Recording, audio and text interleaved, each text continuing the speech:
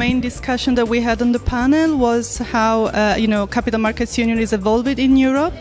So we briefly touched upon the latest development, and in particular on how to develop a new funding tool disposable for the banks, and that could also finance long-term investment, and in particular to finance SMEs. So we have discussed the Italian legislation and a possible product which would be called like a European secure notes. So the Italian case of European secure notes, a dual recourse structure which is backed by SME loans.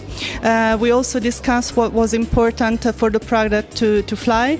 So I think it's very important that the product will have volume, liquidity and transparency of the information.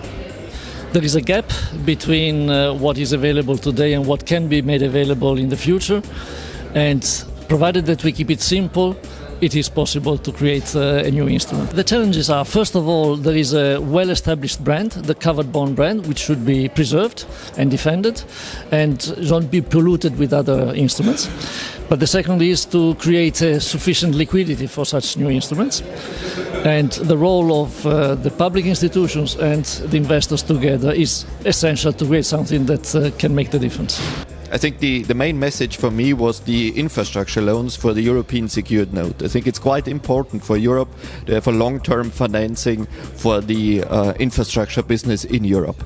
I think it's really to make up the market. Yeah? We need to find the assets, we need to produce a structure, so the ESN structure, and as most important point, we need to find the investors who will invest into ESN.